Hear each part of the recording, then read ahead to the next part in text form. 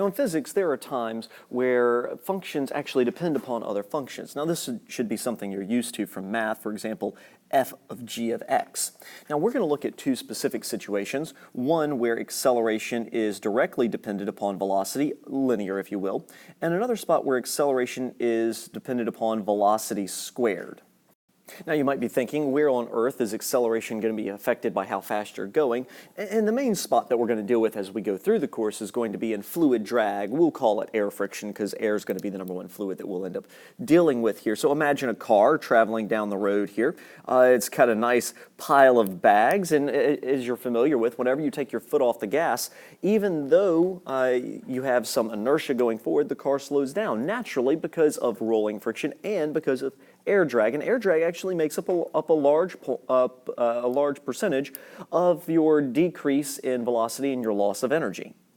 Also of note there is the faster you're going, the greater the deceleration is going to be. So if you have a high velocity, you're going down the interstate, you're going to end up with a large acceleration. Notice also in these equations the negative sign here for both the quadratic and the linear. That means if your velocity is going this way, your acceleration will obviously be coming back the other way here for anything like fluid drag.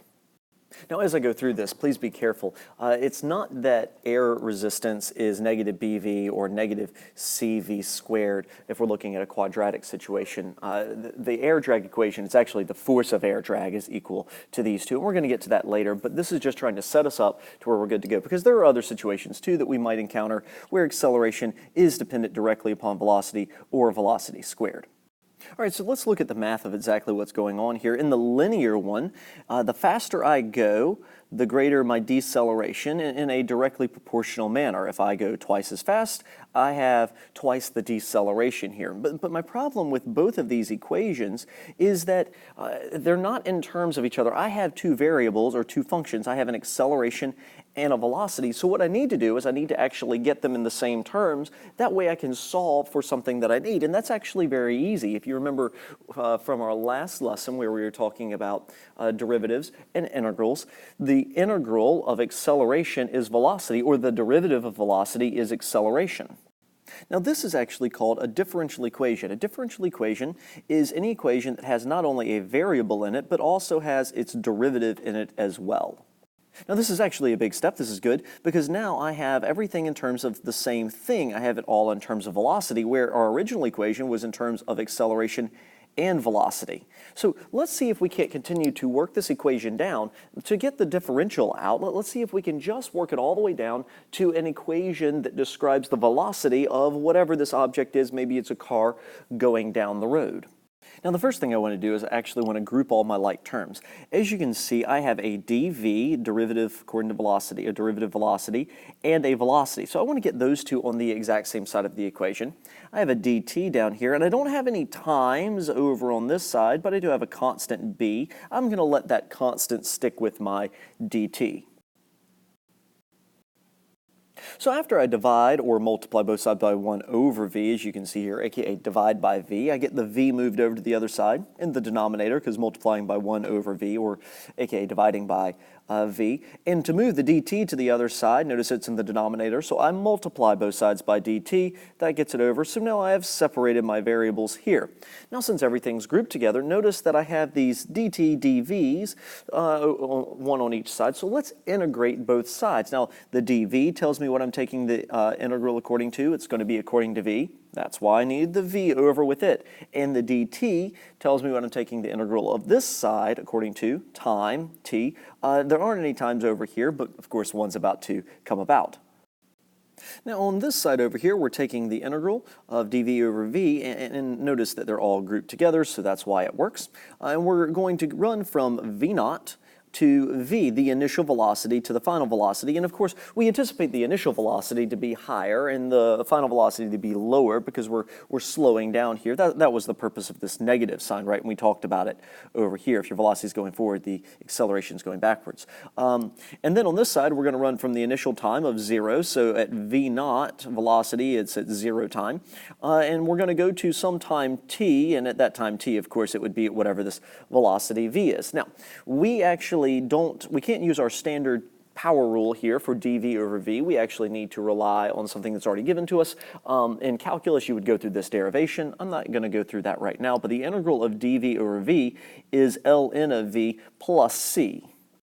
Now, we actually aren't going to need that plus c here because we actually have our endpoints that we're going to put in, so the plus c isn't going to be needed. But I do want to point out, power rule wouldn't work here. Power rule will work over here on the quadratic, as we're going to see. We're going to use this trick right here that will let us get back down to our power rule. Looks like I need a plus c on that also.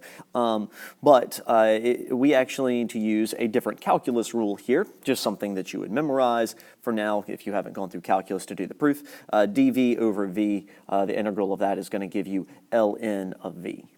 So now I've actually done my integration, ln on this side, negative bt, because my dt, obviously, whenever you integrate that, gives me my, my variable time.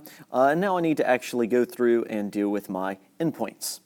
And as you can see on this last one, b times 0, because the endpoint of 0 here, right? So b times 0, all of this doesn't matter, leaving me with my two ln's, right? My final velocity minus my initial velocity, both captivated in an ln, equals negative bt. Now, my goal here was to find an equation that deals with velocity, so I want to get velocity equals stuff over here according to time. And v naught is a constant, so I'm there. I've just got to manipulate this thing around for velocity. So we're going to use a couple other algebraic tricks here. ln of v minus ln of v naught, whenever you subtract ln's, that's actually the two being divided. All right, now that I've used that little trick, I'm only a couple of steps away from actually having my equation. How do I undo an ln? Because my v, my velocity, v equals, what I'm looking for is captivated in it. Well, I use raise things to the e. So I'm going to raise both sides to the natural e there. That'll cancel out my ln, leaving me with v over v naught equals e to the negative bt. And then the last step will be to multiply both sides by v naught. And that gets me all the way down to my final equation. If I'm dealing with just a linear change there, if acceleration is directly dependent upon velocity, so we're dealing with a linear, it would be linear drag if we were dealing with air friction, you end up with velocity equals v naught e to the negative bt. Where, of course, your v naught is your initial velocity, because how fast you were going in the beginning is going to affect what velocity you're going at some other time, and b here is going to be the constant out in front that's actually telling us how quickly you're slowing down. All right, let's double back up and quickly look at what's going to happen with the quadratic. It's going to happen actually in a very similar manner, just actually a little bit easier, so I'm going to work through that a little bit quicker here. In this case, acceleration isn't directly dependent upon velocity, it's actually dependent upon velocity squared. So you square the velocity to get an acceleration. The faster you go, well, that's a great deal greater deceleration here. Notice the negative sign there. Once again, let's go ahead and start out by writing our differential equation. Next, we need to group our like variables. And after we group our like variables, then we're going to integrate both sides. Of course, the left-hand side will be run from v naught to v, and the right-hand side will be run from 0 to t.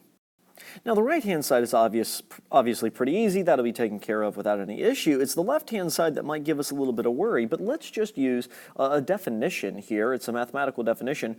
1 over anything to the power is the same thing as that thing to the negative power up in the numerator. It's a way to take things out of the denominator and raise them up into the numerator to make us realize how easy this integral actually is. Now, in this guy's case over here, we can actually use standard power rule. It's the same rule that we're going to use over on that guy there. So we can simply add 1 to the numerator, right, and put that plus 1 guy down below. Now, I don't know if you actually caught my mistake over here in my listing out of the power rule. Whenever you raise the exponent by adding 1, so you actually raise it up by 1, it's that x plus 1 that needs to go down the denominator. I originally had it just as x. So applying that over here, this was v to the negative 2, so whenever I take the integral, add 1, if you subtracted 1, it would have become negative 3. Since I'm adding, it becomes negative 1. And then I take whatever was in that exponent and I send it down to the denominator here, so I need to put a negative 1 down there. And of course, 1 divided by negative 1 is just a negative 1, so I'll put a negative sign out in front. And before I evaluate, I'm going to go ahead and I'm going to drop this v to the negative 1 back in the denominator, kind of undoing what I used up here, the trick that made it easier to take the integral. Remember, a negative in your exponent actually means send it to the denominator. Next, we evaluate. And of course, c times 0 is just 0, so that part doesn't matter. And on the left-hand side, I have minus a negative, so let's add the opposite over there. Now I'm just rewriting here to try to make it look a little bit prettier. I'm trying to solve for v here, so let's move this guy to the other side. And you can see now everything's negative, so let's multiply both sides by -1, making it all positive. And lastly, I'm not actually looking for what 1 over v is. I'm looking for an equation for velocity in terms of time, not 1 over velocity. So I need to take the inverse here, which means I'll be taking the inverse of that side too, meaning this guy just drops down to the denominator, 1 divided by him. Now to some, these steps might seem complicated. To others, these steps might seem very easy now that we've come all the way down and gotten our answer. But for both the linear and the quadratic. Now the linear does require a few extra steps, but it's not too bad.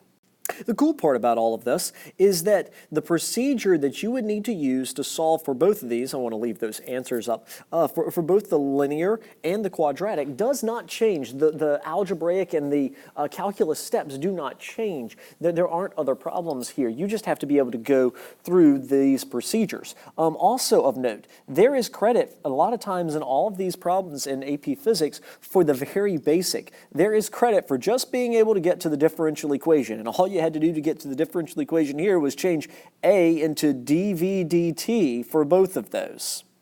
Then there's credit for being able to separate the variables, just moving the dt to the other side and the v over there. And then, of course, there's continued credit all the way down until you reach an equation where you have velocity in terms of time. All right, let's now work a quick example problem. I have a car and it's going to decelerate according to a equals negative bv, so I'm going to end up here with some sort of linear relationship between acceleration and velocity, whether that's due to air drag or whether it's due to as the car is moving at a high speed, let's say the person actually applies the brakes much harder, and as the speed drops, they let up on the brakes, and so their acceleration kind of gradually eases out according to how fast they're going. That's another possibility. We're going to start out. It asks us to write a differential equation for the velocity of the car. So if acceleration equals negative bv, acceleration is just dv dt. I don't even have to separate it yet. It didn't ask me to separate it out. It just asked me to write a differential equation. Done. Now the second piece says solve for an equation describing the velocity of the car, and it should say according to time out here with number 2. So I actually need to work my differential equation, which I went ahead and copied down. I actually need to work that all the way down to just an equation on velocity. Hey, that's exactly what we did on the last slide, and it's the exact same process. Remember, after separating the variables, that the integral of whatever it is, dv dt, however it is, over itself there, the velocity is ln. You can't use the power rule on that one. Also, you're always integrating from whatever the start is to the ending variable whenever you don't actually have numbers. So in velocities, it might not have had an initial velocity of 0. In fact, for a car slowing down, we're kind of assuming that it doesn't have an initial velocity of 0. It has some number, so I have to leave that as a variable, although that'll be a constant, v naught. And it's slowing down to some velocity depending on how long we let it go. It could slow all the way down to 0, but we don't know that for sure. Also over here for times, we can set the initial time at 0, but the final time is some variable t depending on how long we let it go. Remember that ln v minus ln v naught, you can actually combine those two to be ln of inside the absolute value, v over v naught. Now I can raise both sides to the power of e, so to get rid of this ln. And so after multiplying my v naught over to the other side, I end up with my generalized equation for the velocity. And I went ahead and made sure to put it according to time, not something I did on the last slide, but it's a good habit to get into, to actually say it's velocity according to time. Well, what is it according to there?